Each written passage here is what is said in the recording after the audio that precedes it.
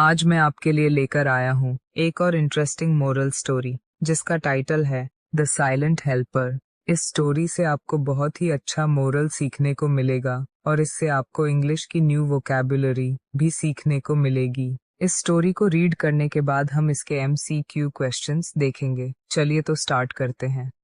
In the bustling town of Arnavpur, Arnavpur के हलचल भरे शहर में बसलिंग का मतलब होता है हलचल। Lived a young boy named Kabir. Kabir नाम का एक युवा लड़का रहता था। He belong to a poor family. वह एक गरीब परिवार से था। बिलोंग टू का मतलब होता है संबंधित होना। His father was a rickshaw puller. उसके पिता एक रिक्शा चालक थे। रिक्शा पुलर का मतलब होता है रिक्शा चलाने वाला। And his mother worked as a maid. और उसकी माँ नौकरानी का काम करती थी। मेड का मतलब होता है जो दूसरों के घर पर नौकरानी का काम करती हो। कबीर, डिस्पाइट ऑल हार्डशिप्स, तमाम कठिनाइयों के बावजूद। हार्डशिप्स का मतलब होता है कठिनाइयाँ, जिसे हम डिफिकल्टीज भी कहते हैं। Was always cheerful and kind, हमेशा खुश मिजाज और दयालु था। He studied in a government school, वो एक सरकारी स्कूल में पढ़ता था। And spent his evenings helping his parents, और अपनी शामें अपने माता पिता की मदद करने में बिताता था। And studying under a street lamp, और सड़क पर लगे लैंप के नीचे पढ़ाई करते हुए। Kabir had one habit, Kabir की एक आदत थी। दैट एवरीवन एडमायर्ड, जिसकी हर कोई प्रशंसा करता था। एडमायर का मतलब होता है प्रशंसा करना या तारीफ करना। He helped people quietly, वह चुपचाप लोगों की मदद करता था। Without expecting anything in return, बदले में कुछ भी उम्मीद किए बिना। Expect का मतलब होता है उम्मीद करना। जब कभी भी हम without के बाद कोई वर्ब लिखते हैं तो उसे हम वर्ब की ING फॉर्म के रूप में लिखते हैं। जैसे आपने सुना भी होगा, without wasting your time, बिना अपना समय गवाए। He would carry grocery bags for old women. वह बूढ़ी महिलाओं के लिए किराने का सामान लेकर जाता था। कोई भी सामान जब हम अपने हाथ से उठाकर ले जाते हैं तो वहाँ हम कैरी वर्ड का यूज करते हैं, और ग्रोसरी के मतलब होता है किराने की वस्तु या सामान। रिटर्न ड्रॉप्ड वॉलेट्स, गिरा हुआ बटुआ। विदाउट अ सेकंड थॉट, बिना किसी दूसरी सोच के, मतलब जब भी उसे कोई गिरा हुआ किसी का पर्स मिलता था तो वह उसे उस व्यक्ति को बिना सोचे लौटा देता था। इससे हमें पता चलता है कि वो कितना ईमानदार था। And clean the small park near his home on Sundays, और रविवार को अपने घर के पास वाले छोटे से पार्क की सफाई करके। All without ever seeking praise, और यह सब बिना किसी प्रशंसा की चाहत के। सीक का मतलब होता है तलाश करना, और प्रेज का मतलब होता है प्रशंसा या तारीफ। वन डे, एक दिन, as Kabir was walking back from school, जब कबीर स्कूल से वापस आ रहा था, he saw an old man sitting under a tree. उसने एक बूढ़े आदमी को पेड़ के नीचे बैठे देखा। लुकिंग टायर्ड एंड लॉस्ट, थका हुआ और खोया हुआ लग रहा था। पीपल वॉक्ड पास्ट हिम, लोग उसके पास से गुजरते रहे।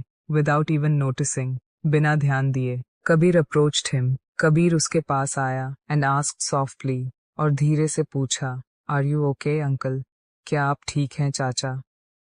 The man looked up with teary eyes, आदमी ने आंसू भरी आंखों से ऊपर देखा। And said he had missed his bus, और कहा कि उसकी बस छूट गई है। And had no money left to return to his village, और उसके पास अपने गांव लौटने के लिए पैसे नहीं बचे थे।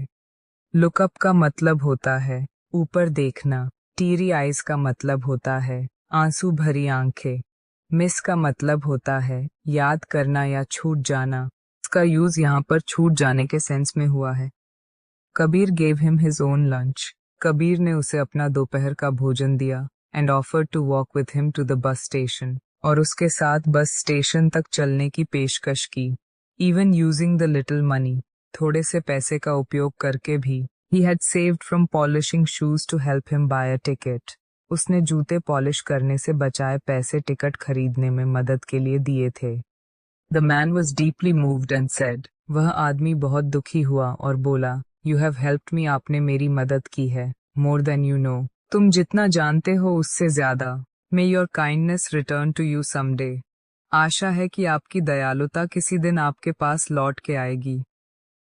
Years passed, इतने वर्ष बीत गए. Kabir completed school with excellent marks. Kabir ने अच्छे अंकों के साथ स्कूल पूरा किया. He wanted to become an engineer. वह इंजीनियर बनना चाहता था, but didn't have the money for college. लेकिन कॉलेज के लिए पैसे नहीं थे. He applied for scholarships but received no reply. उसने छात्रवृत्ति के लिए आवेदन किया, लेकिन कोई जवाब नहीं मिला. स्कॉलरशिप एक प्रकार की वित्तीय सहायता है जो छात्रों को उनकी शिक्षा जारी रखने के लिए दी जाती है. स्टिल फिर भी he kept studying, hopeful and patient. वह आशावान और धैर्यवान होकर अध्ययन करता रहा. देन वन डे, फिर एक दिन, a letter came in the mail. डाक में एक पत्र आया. It was from a famous engineering college in the city. यह शहर के एक प्रसिद्ध इंजीनियरिंग कॉलेज से था. सेइंग दैट, यह कहते हुए कि Kabir's full education would be funded by a private donor. Kabir की पूरी शिक्षा का खर्च एक निजी दाता द्वारा वहन किया जाएगा. फंड का मतलब होता है किसी चीज के लिए धन उपलब्ध कराना, आमतौर पर किसी घटना, गतिविधि या संगठन के लिए. डोनर का मतलब होता है दान देने वाला. There was no name, only a note. कोई नाम नहीं था, केवल एक नोट था. For the boy who helped me when no one else did. उस लड़के के लिए जिसने मेरी मदद की जब किसी और ने नहीं की. Keep spreading kindness. A grateful stranger. दयालुता फैलाते रहो. एक आभारी अजनबी. Kabir's eyes welled up with tears. Kabir की आंखों में आंसू भर आए. That one act of selfless help. निस्वार्थ मदद का वह एक कार्य. He had almost forgotten. वह लगभग भूल ही गया था. Had returned to him in the most powerful way. सबसे शक्तिशाली तरीके से उसके पास लौट आया था. चलिए तो अब हम इस स्टोरी से मिलने वाली मोरल सीख को रीड करते हैं. मॉरल ऑफ द स्टोरी, कहानी की सीख. True kindness never goes unnoticed. सच्ची दयालुता कभी भी अनदेखी नहीं होती. When you help others, जब आप दूसरों की मदद करते हैं, without expecting anything in return, बदले में कुछ भी उम्मीद किए बिना, the world finds a way to reward you. दुनिया आपको पुरस्कृत करने का कोई न कोई तरीका ढूंढ ही लेती है. हमें इस स्टोरी से मिलने वाली मोरल सीख को अपने जीवन में जरूर अपनाना चाहिए, जिससे कि हम एक खुशहाल और सफलतापूर्ण अपना जीवन बीता सके. चलिए तो अब हम इस स्टोरी के MCQ क्वेश्चंस देखते हैं. What kind of boy was Kabir? Kabir कैसा लड़का था? A. Rude and lazy, असभ्य और आलसी. B. Rich and arrogant, अमीर और अभिमानी. C. Cheerful and kind, हंसमुख और दयालु. D. Quiet and selfish, शांत और स्वार्थी.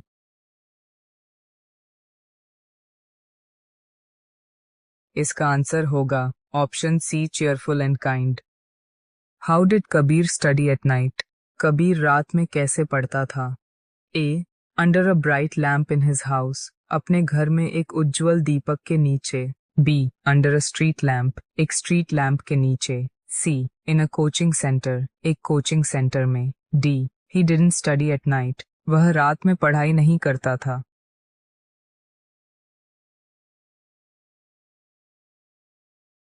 इसका आंसर होगा option B. Under a street lamp. What was Kabir special habit? Kabir की विशेष आदत क्या थी? A. He used to paint, वह चित्रकारी करता था. B. He helped people silently, उसने चुपचाप लोगों की मदद की. C. He played cricket, उसने क्रिकेट खेला. D.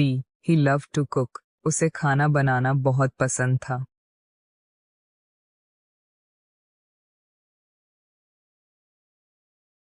इसका आंसर होगा option B. He helped people silently. What did Kabir do for the old man under the tree? Kabir ने पेड़ के नीचे बैठे बूढ़े व्यक्ति के लिए क्या किया? A. Ignored him, उसे नजरअंदाज किया. B. Gave him money and walked away, उसे पैसे दिए और चले गया. C. Took him to a hospital, उसे अस्पताल ले गया. D. Gave his lunch and bought him a ticket, उसे दोपहर का भोजन दिया और उसके लिए टिकट खरीदा.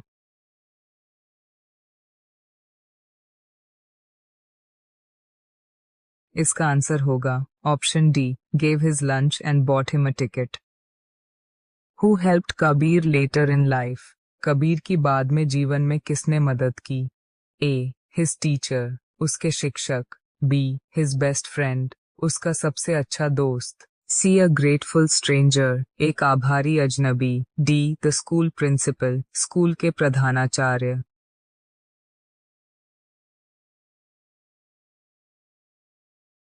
इसका आंसर होगा option C a grateful stranger.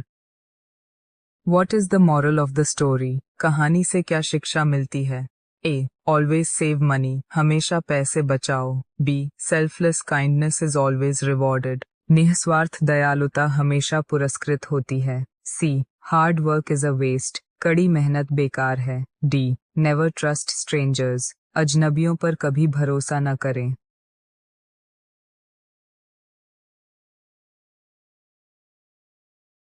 इसका आंसर होगा option b selfless kindness is always rewarded. अगर आपको यह वीडियो अच्छी लगी तो इसे लाइक, कमेंट एंड शेयर ज़रूर करें। और भी इसी तरह की वीडियो देखने के लिए हमारे YouTube चैनल को सब्सक्राइब करें। धन्यवाद।